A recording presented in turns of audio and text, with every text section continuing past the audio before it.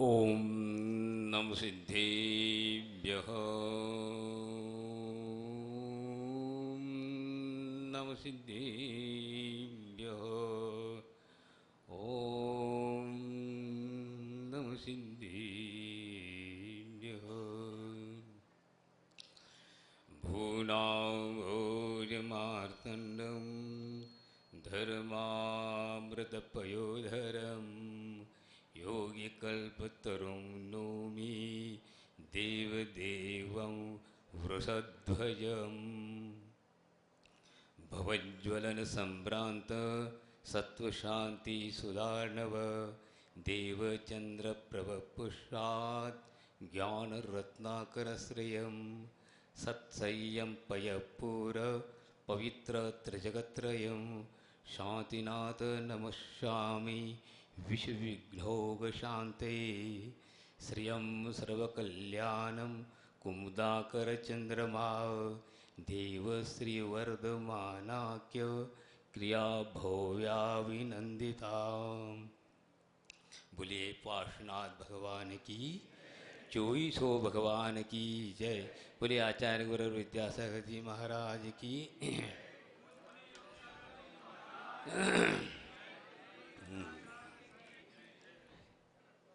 समय हुआ है 4:20।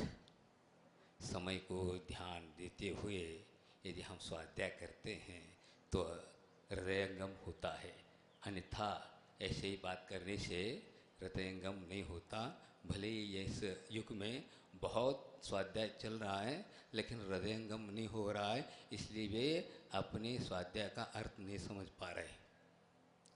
हाँ, अभी महाराज जी ने गुरु की महिमा आप लोगों के सामने रखा। इसी बात को लेकर के और आगे मैं भी बताना चाहूँगा आप लोगों को। इस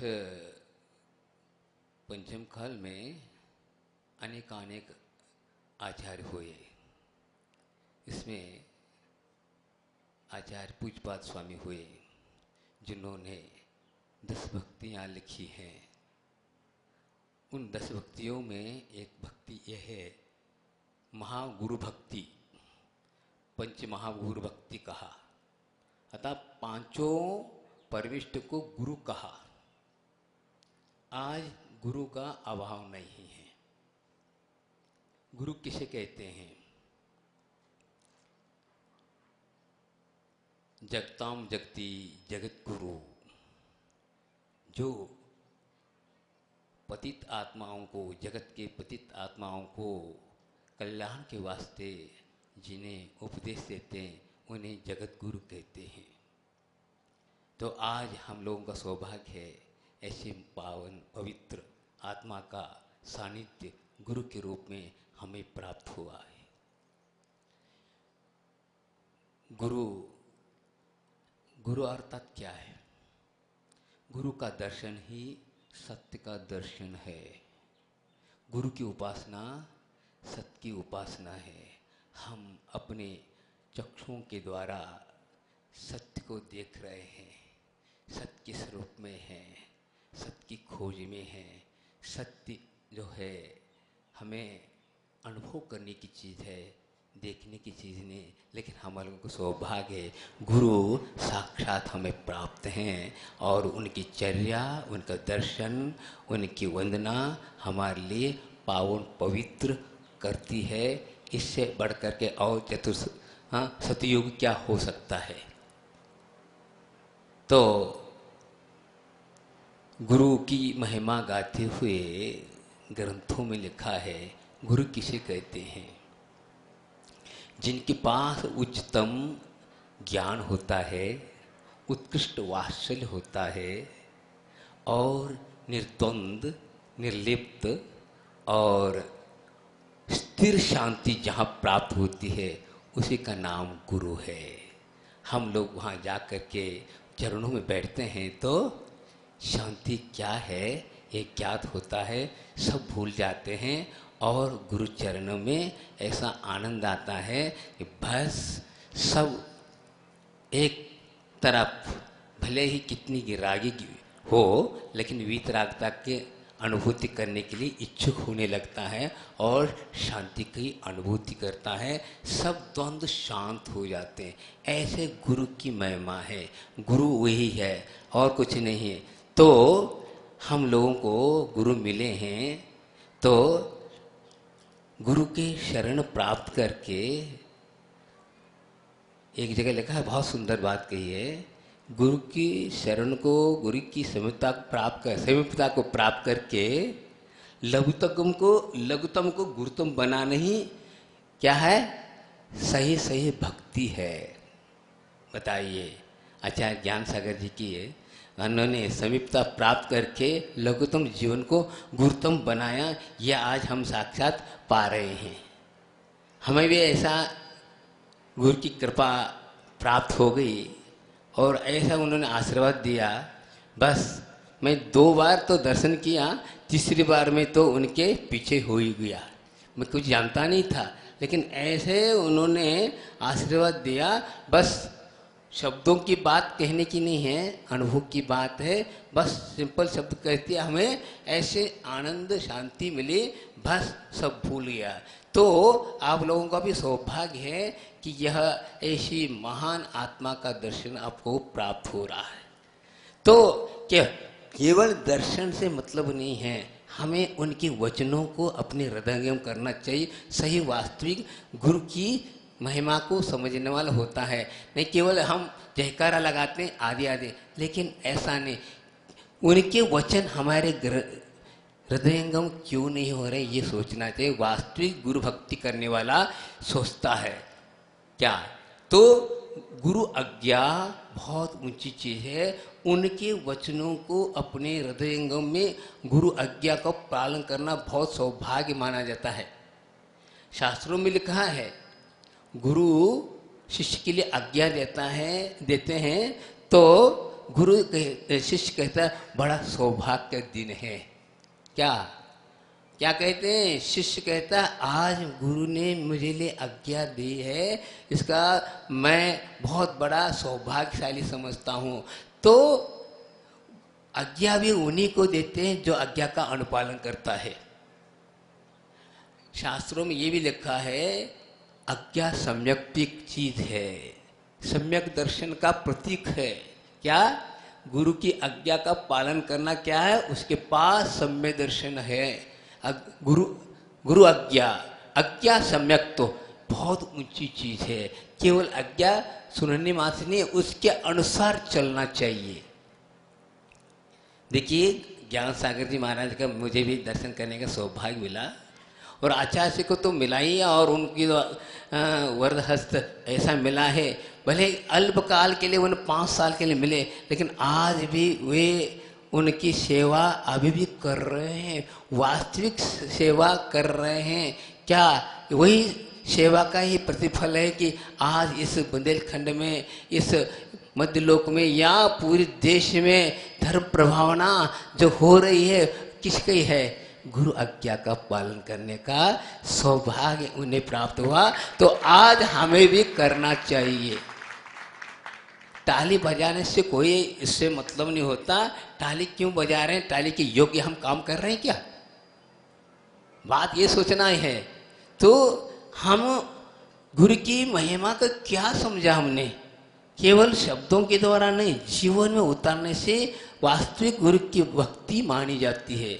तो गुरु की समीपता का अर्थ है केवल शरीर के साथ नहीं है, उनके आदर्श गुणों का मनन करना, चिंतन करना, उनके सद्भावों का मनन चिंतन आदि करना, उनके बताए हुए आगम में ज्ञान अपना बुद्धि लगाना और उसे अनुसार चलने की जो भावना है, जो भाव है, आचरण है, वास्तविक गुरु की समीपता है।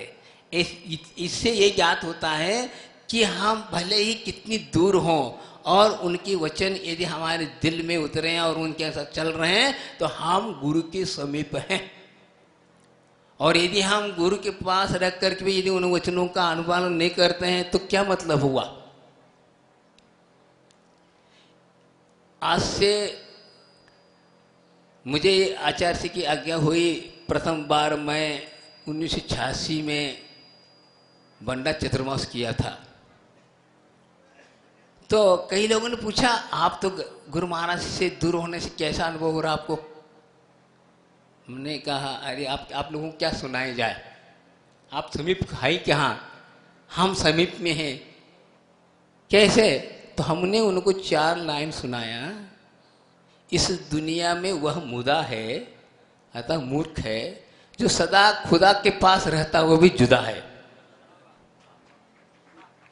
क्या? तो हम जुदा कैसे हैं पास होते हुए भी? क्यों? कि हम उनके आचरण को, हाँ, उनके वचनों को हम अपने जीवन में उतार नहीं पा रहे हैं, इसलिए हम जुदे ही रहेंगे। भले हम कह रहे हैं गुरु, लेकिन हम गुरु कहते हुए अपने जीवन में क्या गुरुत्व को प्राप्त हुआ, ये देखना है। लघुत्तम को गुरुत्तम बनाए गुरु की वाणी, एक हाइको है। क्या? लघुत्तम से गुरुत्तम बनाए गुरु की वाणी।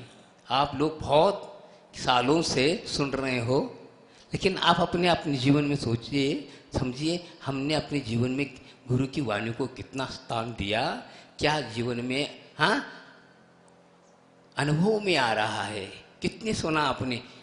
आप तो नवंबर से आचार्य हमारे यहीं पर हैं, कितने अमृत की वर्षा कर रहे हैं, लेकिन उसका आस्वादन आप लोगों को आना चाहिए, यही हमारा कहना है।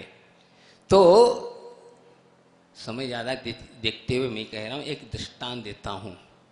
गुरु आज्ञा का पालने से क्या प्राप्त होता है, बचपन में सुना था, वो बात आज सामने आपके सामने रख रहा हूँ। गुरु के वचन बहुत सिंपल होते हैं, लेकिन अर्थ बहुत गंभीर होते हैं।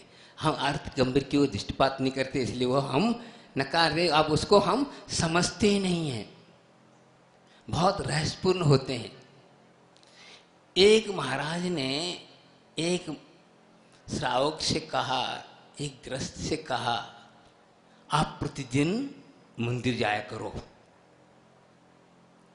तो उस व्यक्ति ने कहा, मुझे इतना टाइम नहीं है, व्यस्त है, और हमारा व्यस्त काम है, और मंदिर भी बहुत दूर है। अनेक प्रकार की बातें उनने की और महाराज की बात को टालने की चेष्टा की, लेकिन गुरु महाराज समझ रहे थे इसकी अज्ञानता है। लेकिन उनके गुरु महाराज उस व्यक्ति के बारे में सोच रहे थे, यह बहुत भव्यात्मा निकट है, इसका कल्याण होना चाहिए, लेकिन वह नहीं समझ रहा था। बहुत समझाते रहे, लेकिन वह तैयार नहीं हुआ भगवान के दर्शन करने के। तो अंत में कहा, कुछ न कुछ इसको नींव तो दिलाऊंगा मैं, कल्याण तो करना है। तो उन्होंने कहा, आप कहाँ रहते हैं? फलाना स्थान पर रहता हूँ। आपके पड़ोस में कौन रहता है? एक कुमार रहता है। अच्छा, कुमार रहता है, ठीक, कोई बात नहीं। तो कुमार जो है वह प्रतिदिन अपने माथे पर तिलक लगाता है, उसको देख करके आप भोजन करना। कहाँ? क्या कहा? उसके तिलक को देख करके तुम भजन करना, और कुछ नहीं। कहाँ भगवान, कहाँ कुमार? क्या बात है, रहस्य क्या है? तो व्यक्ति कहता ये तो हो जाएगा, क्योंकि वही है बगल में, खिड़की से कई बार दिखता रहता है, देख लूंगा, काम हो जाएगा, काम हो जाएगा। ठीक, कई दिन तक वह तिलक को देख करके भोजन करने लगा, गुरु को आज्ञा का पालन कर रहा है। करते करते कई दिन चले गए, और एक दिन तो अवश्य इसकी परीक्षा होगी। यदि अंतरंग से कर रहा है तो वो दिखेगा नहीं। तो एक दिन क्या हुआ, वो अचानक सुबह जंगल को चला गया गधे को लेकर के मिट्टी लाने के लिए। और वो किसी को पता तो थोड़ी होगी, मालूम थोड़ी ये उसको हम बताना है, उसको भी थोड़ी मालूम था कि मुझे देख करके वो भोजन करता है। तो सहज रूप में चला गया। ये व्यक्ति ढूंढता रहा, पता नहीं चल पाया, और थोड़ा दूर जंगल गया था मिट्टी लाने के लिए। तो पता चलते चलते अब क्या करें, भूख लगी है, भूख तो लगी है, लेकिन प्रतिज्ञा को पूरी करनी है आपत की। बता, सामान्य था, ये नियम तो बहुत सरल था, और आज बहुत दूर हो गया। हाँ, भगवान तो दूर रहे, अब कुमार नहीं मिल रहा है। हाँ, अब कुमार का नाम ले रहा है। कुमार का नाम लेने से कोई तो मतलब नहीं है, उसको तिलक देखना है। वह गर्मी के दिन थे, फिर भी इधर देखते पता चल गया कि फलाना स्थान चला गया है, जाना है, बस दौड़ लगाया। दौड़ लगा रहा है, बताओ किसके पीछे? कुमार के पीछे नहीं, गुरु आज्ञा के पीछे वह दौड़ रहा है। दौड़ नहीं रहा है वो, अभी आ जाके शाम तक देख लूंगा, नहीं, जाना है। और दौड़ता दौड़ता जा रहा है, और गया, वहां खोद रहा था। हुआ क्या, अचानक खोदते वक्त उसको एक गटरी मिल गई। हाँ, वो उतने में ये भी पहुंचा और देख ले दूर से, और कहा हमने देख ली करी है उसने। किसने? इस व्यक्ति ने। उसको लग गया, कुमार समझने लगा इसने भी गठरी को देख ली, अरे अरे गड़बड़ हो गया। हाँ, अब क्या होगा? उसने कहा देख लिया करके दौड़ लगाया। अब कहता है कौन? कुमार, अरे भाई ठहरो ठहरो, किसी को मत बताओ, तुमको भी आधा दे दूंगा। अब वो सुन नहीं रहा, वो दौड़ रहा है, मैंने देख ली, बस। अब क्या बताओ, क्या हुआ? क्या हुआ आप समझ लो, गठरी में लगाई। किसी वास्ते? केवल तिलक लगाना। गुरु आज्ञा, गुरु आज्ञा का पालने से उसको इस प्रकार, उसको पता नहीं चला ये क्या है बोल रहा है, लेकिन वो चलता गया। वह गठरी को लेकर के उस व्यक्ति के घर गया और कहता है हाथ जोड़ता हूँ, किसी को मत बताओ, तुम्हें आधा से भी ज्यादा दूंगा, लेकिन शांत रहना, बोलना नहीं किसी को। तो आश्चर्य में रह गया वो व्यक्ति। इतने भगवान गुरु के आज्ञा का पालने से यह मिलता है, तो भगवान के दर्शन करने से क्या नहीं मिलेगा? 3 लोग के नाथ बनने की क्षमता तुम्हें आएगी, यह बात है। तो गुरु महाराज ने क्या कहा और क्या मिल गया, तो हम क्या सोच रहे हैं? तो यहाँ पर कितने साल से, कितने दिन से आप लोगों को कितने बढ़िया से बढ़िया आचार्य महाराज अमृत वचन सुना रहे हैं, लेकिन चेहरों में कोई अंतर नहीं आ रहा है। क्या बात है बताओ, क्या आपको विकल्प है? हाँ, ये तो सोचना है। केवल सुनने से कुछ होने वाला नहीं है, सुन करके अपने जीवन में लाना चाहिए। कितने बड़े उपकार आपको। हाँ, इतना तो है, आप लोगों का सौभाग्य है। हाँ, गुरु महाराज के वचन सुनने का सौभाग्य, और दान देने का, आहार देने का, पूजा अर्चन करने का सौभाग्य है। लेकिन इतना ही नहीं है, और आगे बढ़ने की बात है, लेकिन आप आगे नहीं बढ़ पा रहे, आगे बढ़ना चाहिए। तो गुरु आज्ञा का फल ऐसा है। तो गुरु आज्ञा बहुत ऊंची चीज है। तो आप आज वर्तमान में अरहंत नहीं है, अरहंत के तुल्य गुरु महाराज हैं। उनके चरणों में यदि आप आते हैं और अंतरंग से किसी प्रकार की कामना न रखते हुए केवल एक मात्र आत्म कल्याण दृष्टि रख करके यदि हम चलते हैं, तो अवश्य हमारे एक भोग के बाद वही चीज़ मिलती है जिन्होंने यहाँ से 5.5 करोड़ महाराजों ने यहाँ से शिद्दत को प्राप्त किया। वही उपलब्धि आज भी है, करने वाला चाहिए, ऐसे कोई बात नहीं। लेकिन हम केवल सुनने में लगे हैं, सुन करके उसको समझना है और जीवन में लाना है, उसकी अनुभूति करना है। देखिए, गुरु महाराज स्वयं अपन उसका रसास्वादन कर रहे, इसलिए कल्याण को भावना लेकर के आप लोगों को भी वह चीज़ दिखा रहे हैं। लेकिन दिखाने मात्र से आपको अनुभूति नहीं होगा, उसको आपको अपने जीवन में उतारना होगा, तभी यह जीवन सार्थकता है। अन्यथा कई बार यह मानव जीवन मिला, लेकिन मिल करके भी हम दरिद्र ही रहे, उस चीज़ को हम प्राप्त नहीं कर पाए जो कि महान शक्ति इस पर्याय में है प्राप्त करने की, लेकिन हम उस शक्ति को उद्घाटित करने की भावना नहीं करें। इसलिए आचार्य महाराज बार बार प्रेरित कर रहे हैं। ये प्रेरित करने का तात्पर्य यही है कि हमें कोई स्वार्थ नहीं है। आपका स्वार्थ निस्वार्थ रूप से यदि आप स्वीकार करते हैं तो सबका कल्याण है।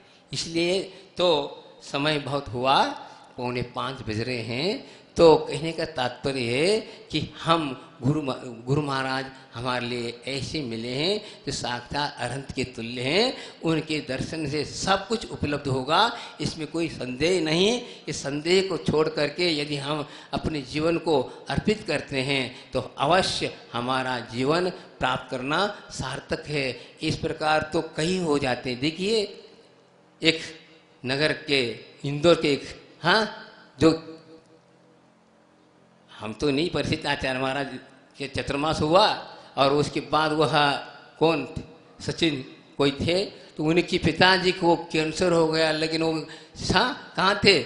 अस्पताल में थे। लेकिन वहाँ से यहाँ आने के बाद ऐसी उनको स्थिति हुई, इतनी एकदम स्वस्थता का अनुभव करने लगे और उन्होंने ऐसी शक्ति उद्घाटित करी गुरु महाराज के प्रतिदिन। उन्हें देखो कितने उनका पुण्य था, प्रतिदिन आचार्य महाराज के लिए उनको ऐसा संबोधित थे और देख करके वह इतने प्रसन्न, जो कि इतने सब पीड़ा शांत हो गई। बताओ, ऐसे पुण्यात्मा भी हैं। और वह कल आज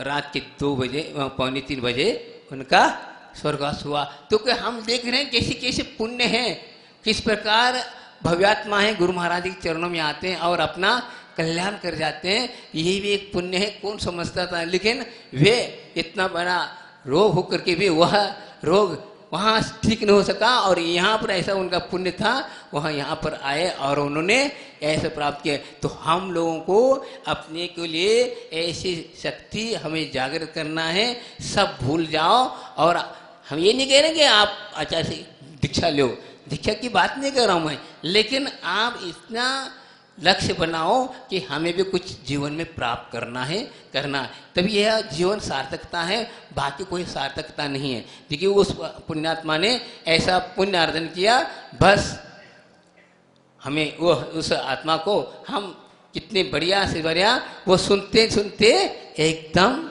चले गए। तो ऐसी शक्ति हमें प्राप्त करना है, ऐसी भावना भाएंगे तो गुरु महाराज के सानिध्य प्राप्त करने का सार्थकता है। बोलिए आचार्य वर विद्यासागर जी महाराज की। बोधि समाधि परिणाम शुद्धि स्वात्मोपलब्धि शिवसोपि सिद्धि चिंतामणे चिंतित वस्तुदाने त्वां वंदमानस्य ममास्तुति।